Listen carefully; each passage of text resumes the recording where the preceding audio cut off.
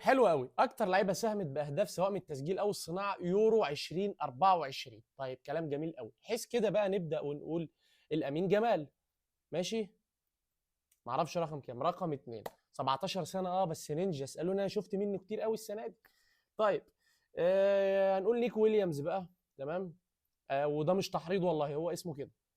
تمام. فايه، عشان ما حدش يفهمني غلط. مش موجود. يبقى الفارو موتارا. الفارو موتارا برضو مش موجود. طيب امال مين اللي كان معاهم؟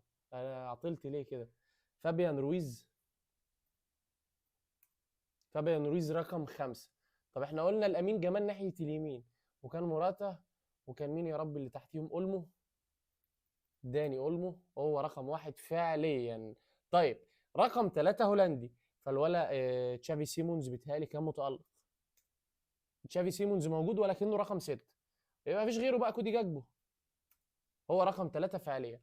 طيب في ألمانيا كان عندك فولكروج. كان ما شاء الله بيجيب وبتاع، بس مش هو. يبقى فيرتز. فلوريان فيرتز. مفيش غيره خلاص. فيرتز وفولكروج غلط، يبقى موسيالا. جمال موسيالا. هو رقم 7. السلوفيني ده ولا السلوفيكي؟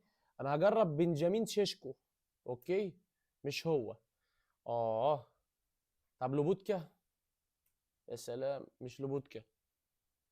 هي دي سلوفينيا ولا سلوفيكيا؟ عشان بتلخبط بينهم الحقيقة. الاتنين نفس العلم. طب خلينا نقول بالمر. لا بالمر ايه، ساكا. مش ساكا. طب بيلينجهام، جود بيلينجهام. اوكي رقم 10. وهنقول هاري كين. اوكي. هات لي بقى سلوفاكيا ولا سلوفينيا دي. ما هو مين؟ ما هو مش شيشكو، خلاص غلط. ولوبوتكا غلط. امم ايوه ايوه، فهمت. انا فهمت. فهمت قوي. فهمت قوي. ما انا ما اعرفش حد تاني. مين؟ لا اله الا الله. ايه العطله اللي على الميسا دي؟ الواد اللي اسمه سيرني ده، بس لا ده اصلا تشيكي. طب خلينا في جورجيا. طيب خلينا في جورجيا. هو مش كفاره. المفاجاه بقى ان هو مش كفاره، هو ميكاو تادزي. الواد المهاجم بتاعه. ميكاو تادزي. هو رقم 4 في الفعل. الواد الثمانية السلوفيني ده مين يا جدعان؟ مين؟ ما اعرفش خلاص. ما اعرفش، مش ههبد اكتر من كده الحقيقه.